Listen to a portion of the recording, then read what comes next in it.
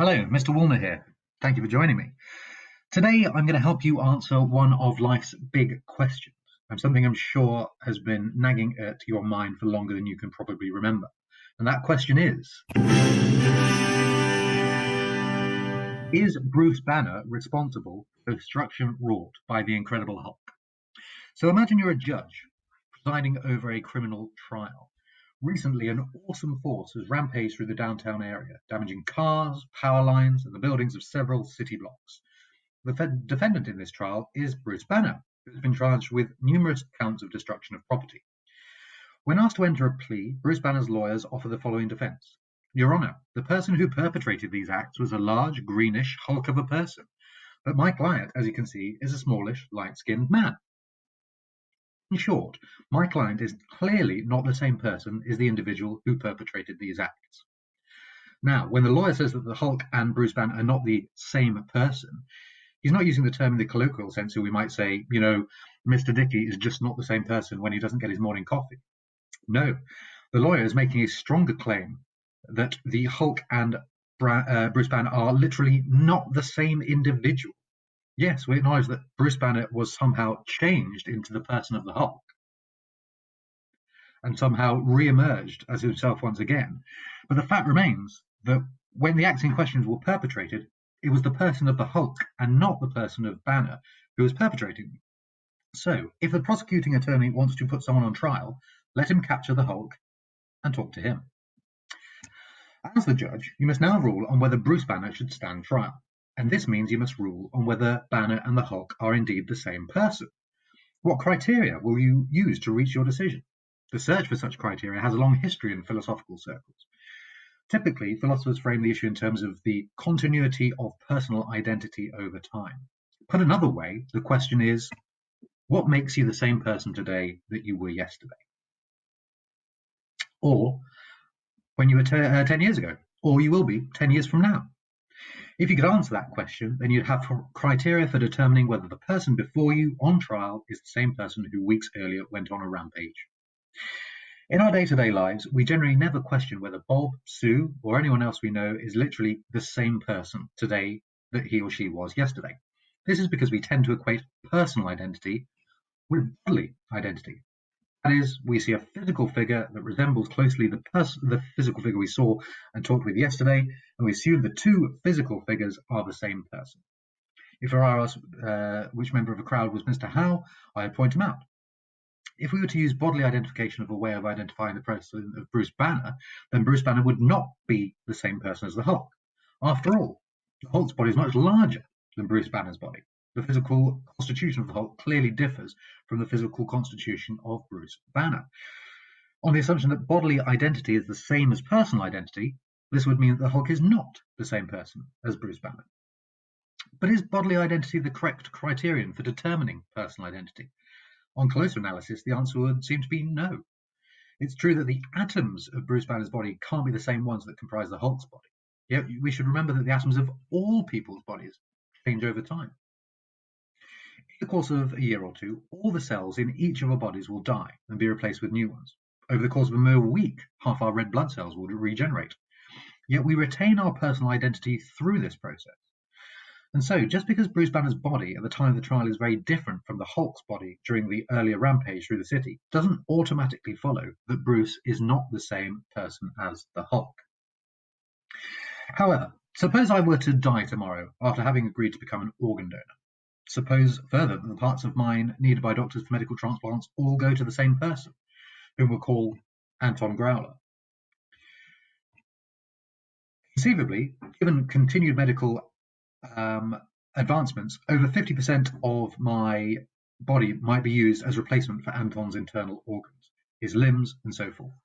In such a case, the majority of Anton's post-operative body would consist of physical parts that currently belong to my body, including perhaps things such as my current fingerprints. Anton's post-operative body would therefore have a greater physical continuity with my body today than with Anton's own body. Certainly, we would not want to say the person who emerged from the operating room is Grant Woolner and not Anton Growler.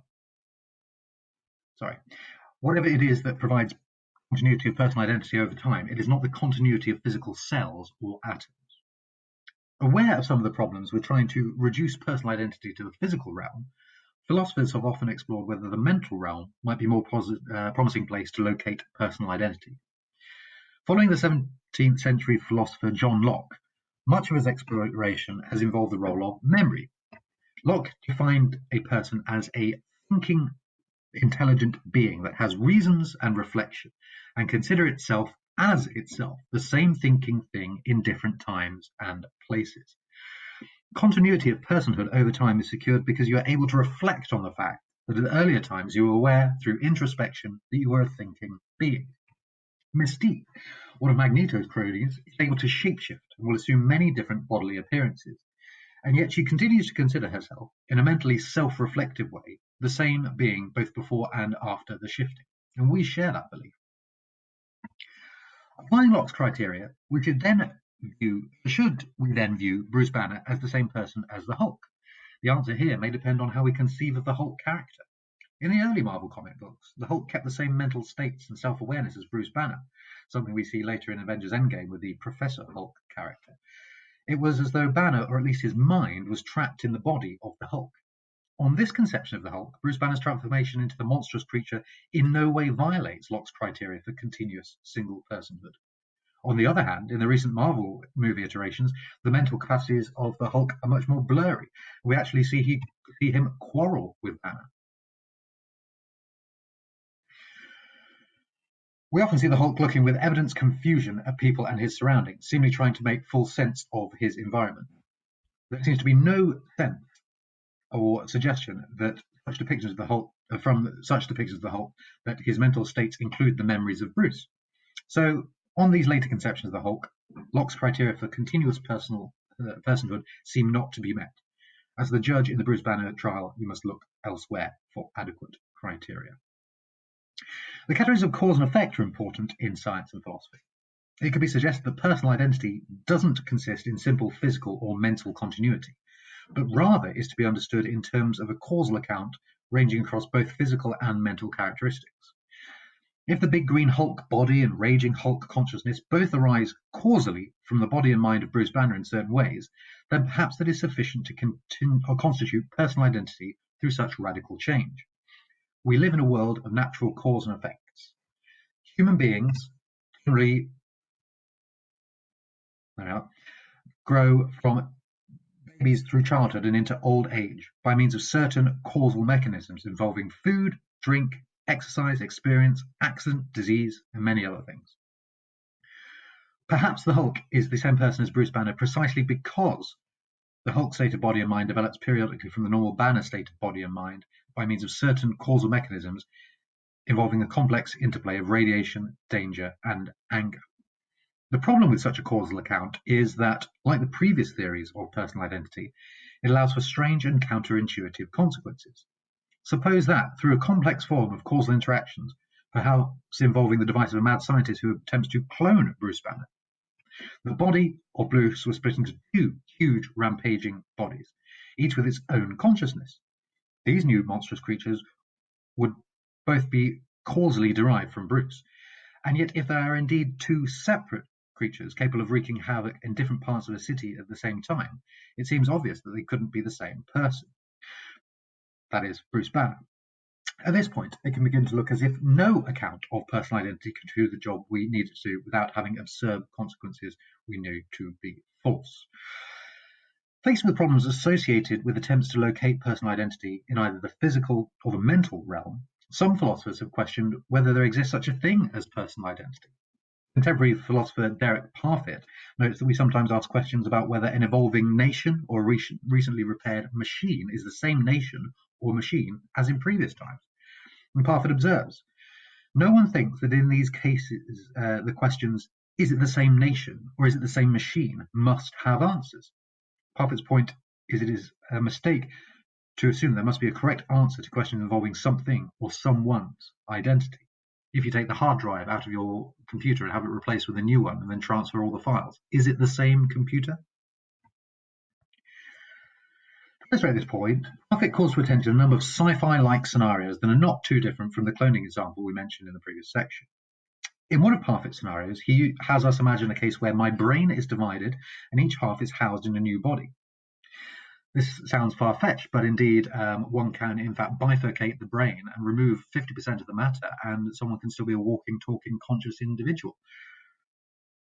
So, given medical discoveries that self-consciousness can arise when only half of a human's brain is left intact, it is possible in Parfit's example that both halves of his brain will form centers of self-consciousness, and each of them may experience some form of continuity with the state of consciousness associated with the brain before its bifurcation. Parfit then asks, what happens to me? He knows there is no obvious answer to this question. His own conclusion is it's most plausible to suggest that I survive as two different people, without implying that I am these people. So if someone cut your brain in half, scooped out one half, popped in another half, it would be fair to say that you survive as these two different people, but you are no longer both of these people. If Parfit is right that it's a mistake to think people must always have a single, continuous identity over time, then maybe we should abandon our search for a criterion for personal identity. We shouldn't, I think, be so quick to do so. After all, most of us intuitively believe there is an answer to the question of whether I'd be the same person if I only had half my brain, or if part of my brain was somehow transplanted into another body. We may not know what the answers are in difficult situations like the one Parfit describes, but that doesn't mean there aren't ultimately answers to these questions. Just because the truth is difficult to find doesn't mean it doesn't exist. But if we're to defend our institution that there must be correct answers to questions of personal identity, including that of Hulk and Banner, and we can't accept any of the accounts we've looked at so far, might we finally find it in people's ongoing relationships?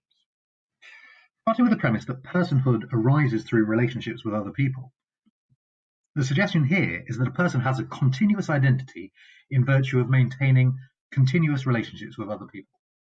When someone around asks us, who is Black Widow? The answer will typically be the one who has red hair, is about 5'5", was trained as a spy.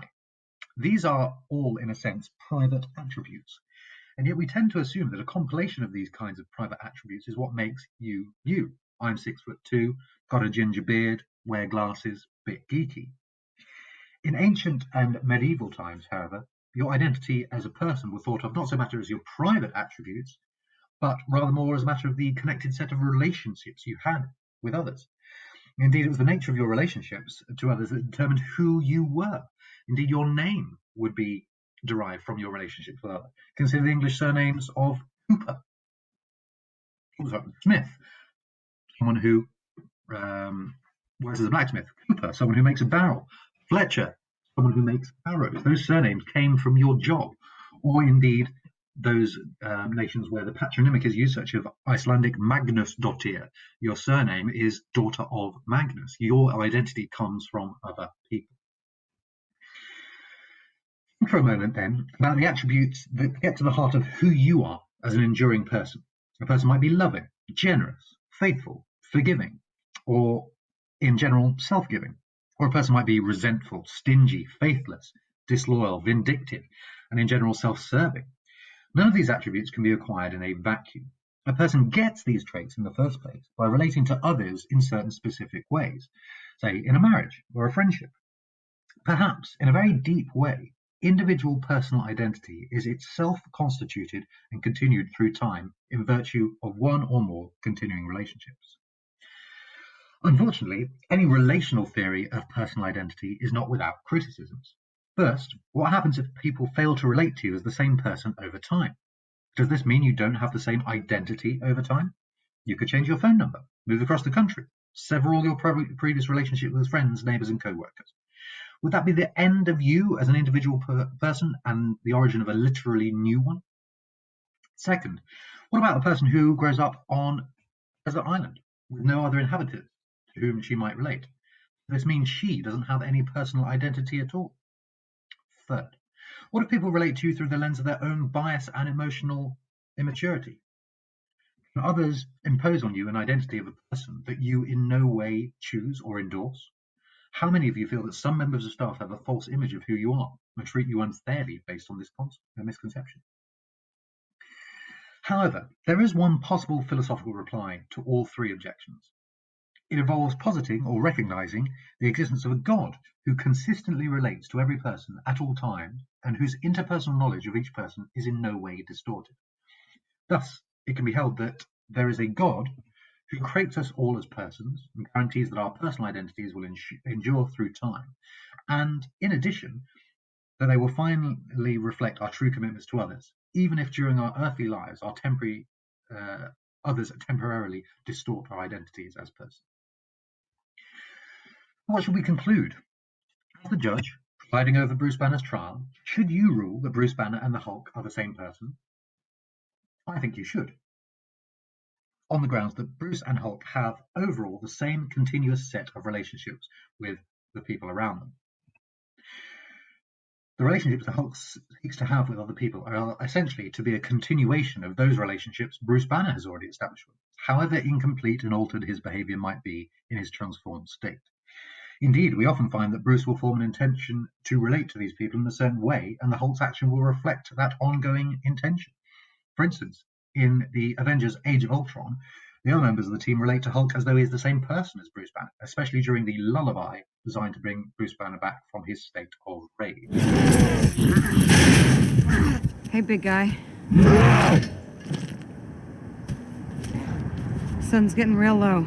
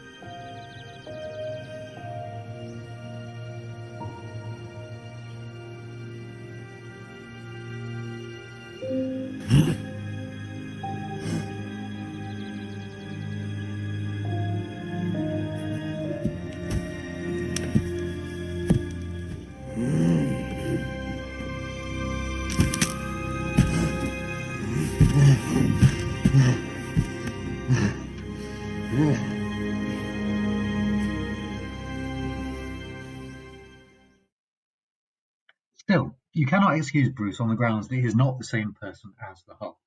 Bruce Banner is the same person as the Hulk because the two characters have a continuity of relationships with the people around them sufficient for this basic identity to hold true.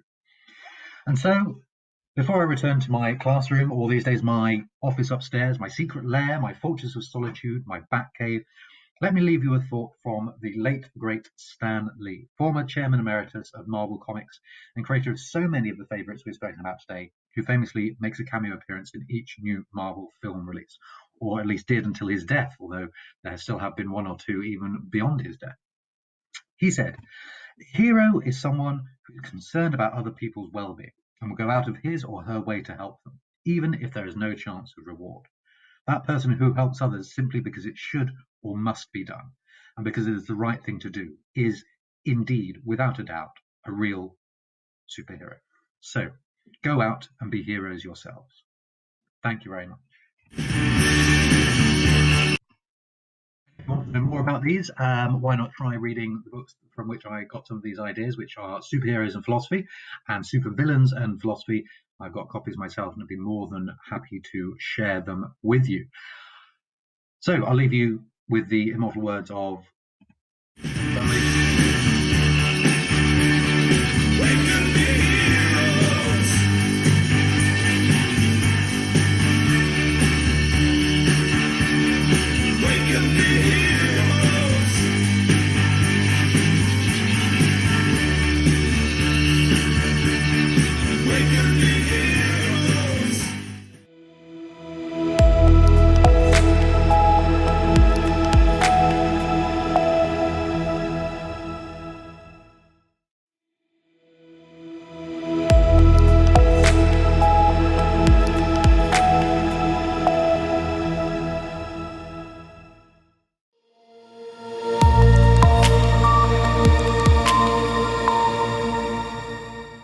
Hello ShiplEd College, my name is Mr. Player and I'm going to talk to you briefly today about a very interesting and very strange event in history, the assassination of President Kennedy. Let's begin.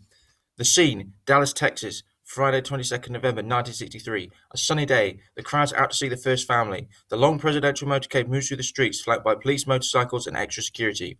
President John Kennedy and his wife Jackie sit in the back of an open black 1961 Lincoln convertible limousine, waving to some of the 150,000 people who have come out to see them. Also in the car are Governor John Connally and his wife Nellie, as well as 2 Secret Service agents and a driver. It is less than a year to the election, and Kennedy is hoping to gather support for another 4 years. At 12:30 p.m., the motorcycle drives into Dealey Plaza in downtown. The limousine slows to take a left onto Elm Street in front of the 7-story Texas School Book Depository building. Nobody on board realizes yet, but it has entered a kill zone. As the car slows to almost a crawl to take the turn, going just 11 miles an hour, it is now a sitting duck. There is no escape. A shot rings out.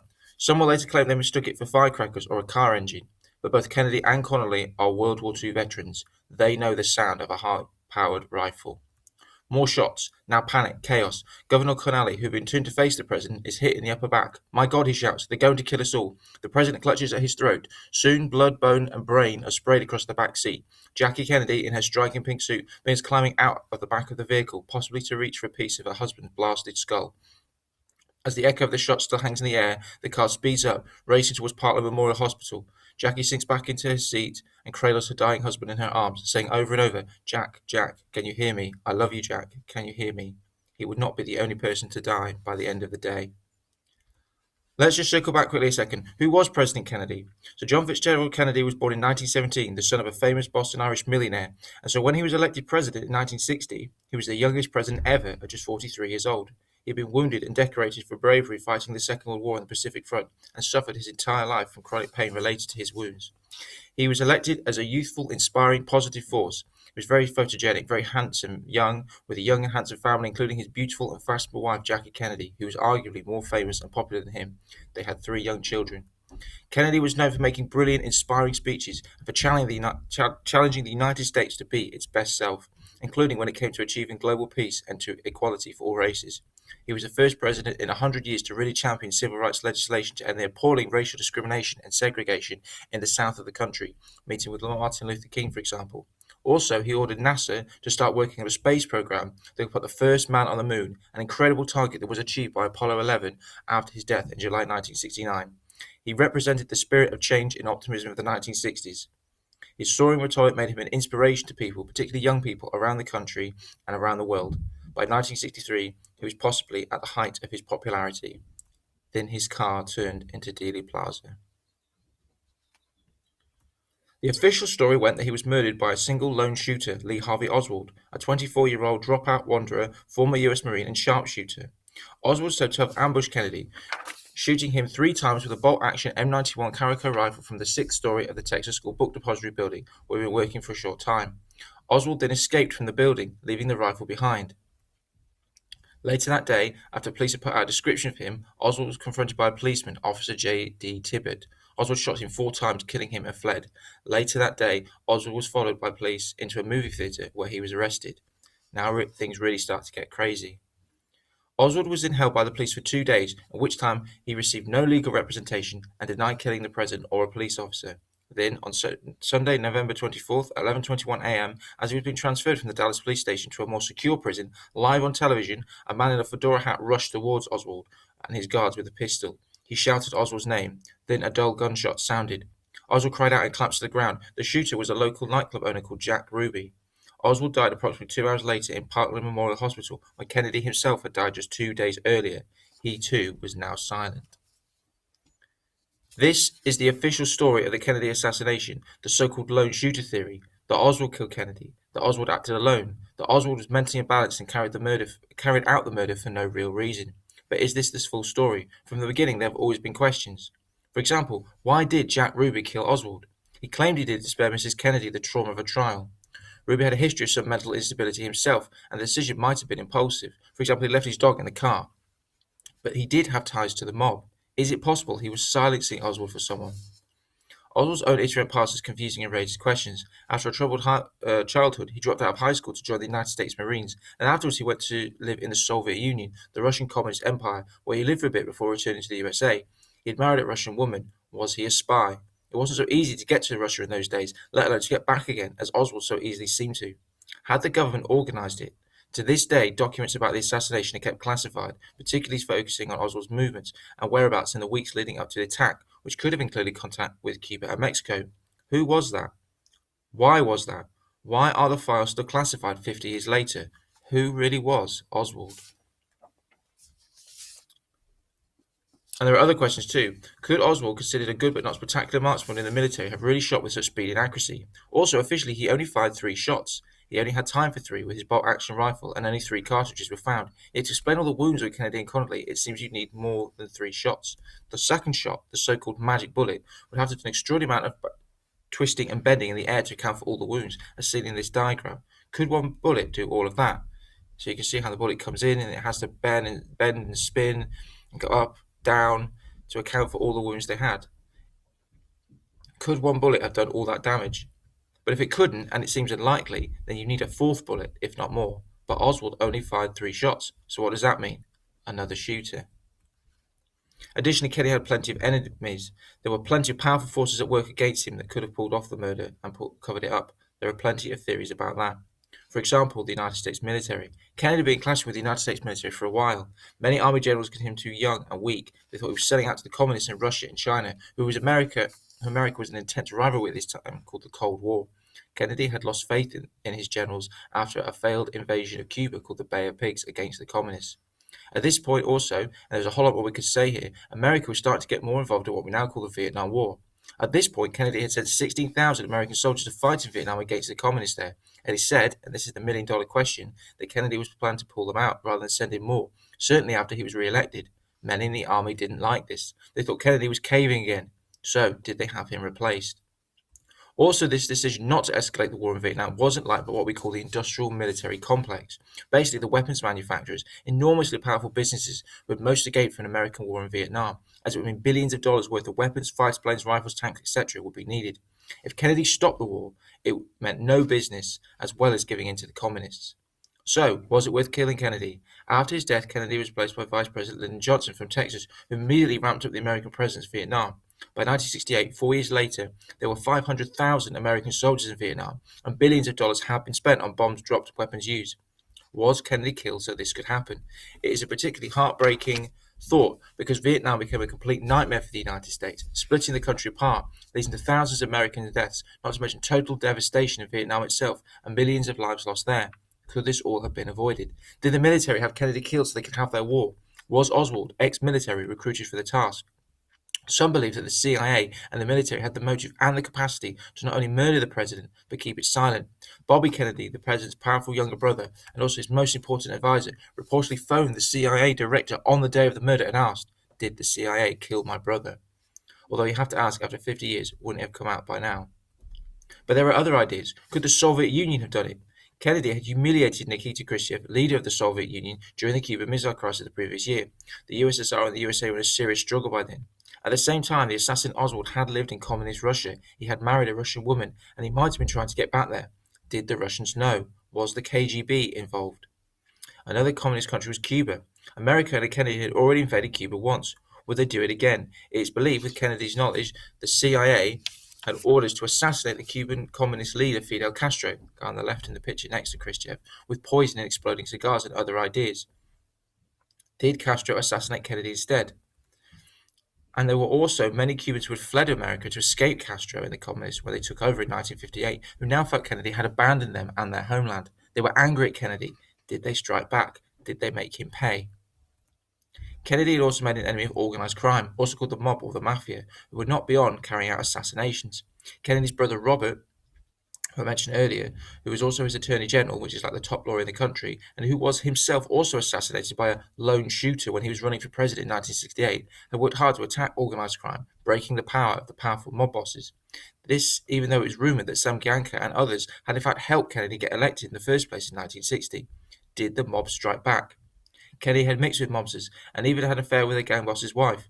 He was a notorious womanizer, perhaps even having an affair with the beautiful Marilyn Monroe, amongst others. Did he upset the mafia? And they struck.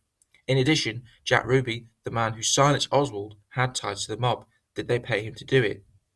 Many mobsters had lost a fortune when Cuba fell to the communists and were furious that JFK wasn't doing more to get it back. Could the mobsters have made a deal with the exiled Cubans? Is it possible that this was some kind of monstrous, shadowy conspiracy that involved all of them? The mob had business with the Cuban exiles. Had they linked up with them? So had the CIA and the military, which had used Cuban exiles to carry out other attacks. It is also possible the CIA enlisted the mafia to help in assassinating Castro. Could they have done the same for Kennedy? Was a secret anti-communist or business alliance made at some level that ended the president's life? These are the questions. Welcome to the confusing spidery web of Kennedy enemies and conspiracies. However, if there was a grand conspiracy, it seems unlikely that 50 years on nobody would have spoken out and there would be no real evidence. So, what is the truth? We've only glanced at some of the conspiracy theories and ideas here. There are still unanswered questions, still documents that the CIA, FBI, and military have not released on Kennedy. Why is that? And with Oswald killed so quickly, he never got to answer for himself. He never got to explain. Alas, the evidence 50 years later seems relatively prosaic. There have been plenty of investigations, and none have ever seriously challenged the lone shooter theory that Oswald killed Kennedy and that he acted alone. I think in the end there are so many conspiracy theories partly because people want to believe them, not just because it's an interesting story. People want to believe there was more to it. The murder was so meaningless, so senseless, so terrible. It's too hard to think that someone as great and brilliant as Kennedy could be struck down so randomly and pointlessly by such a loser and a nobody as Oswald. It feels so empty and inadequate. Kennedy was such a hero to many. He was so inspiring. He had made such great speeches. He was so handsome and brilliant. He had a beautiful wife and a lovely young family. He deserved better. America deserved better.